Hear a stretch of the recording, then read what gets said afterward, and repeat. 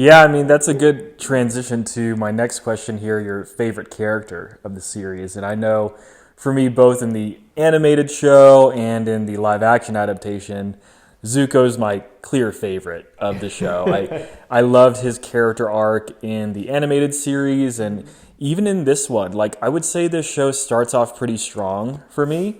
Like, they set the narrative in the world pretty well in terms of the despair that these people have and why they needed the Avatar to come at the time that they did. But then 100 years later, why the Fire Nation is in such power.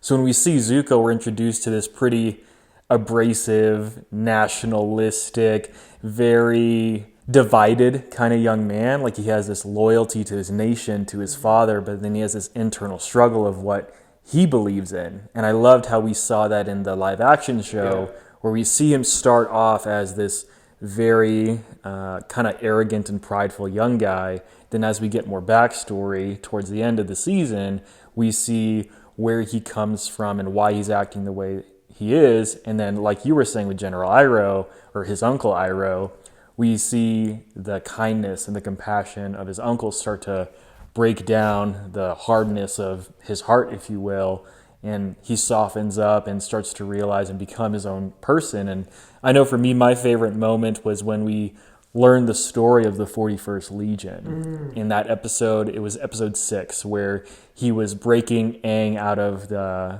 Pohai Stronghold. Yeah. And General Iroh gives the story for why Zuko isn't the man that his Legion paints him out to be, because they see the very aggressive, assertive, dismissive young man, like arrogant little just punk kid. Yeah. And he's conducting himself that way because that's what his father expects from the Fire Nation, and that's what he grew up believing. But then he also has this other way of life to live in terms of what he sees with his uncle Iroh. So I love that we saw that payoff, because when we had it, maybe it was earlier in that episode or in an episode before, they talked about how the 41st Legion was going to be sent to die because they were expendable. When they were doing their war plans, they were determining that this legion, this group of people, we're going to send them to battle knowing that they're going to die. But in terms of our greater purpose of conquering the rest of the world, the Fire Nation was willing to let these people go to their death for a losing battle. And I could almost sympathize and empathize with the militaristic side, that it's hard to have a war with no casualties. But then I also get what Zuko's going, that even the weak can become strong, that life is valuable. And I love that they showed that, and how the consequences of his decision led to him leading that 41st Legion, and it changed the hearts of all those men. And I thought that was an awesome moment. And we even talked about that wasn't in the animated series. And that's what I love about adaptations like this, like the ways that they can enhance the...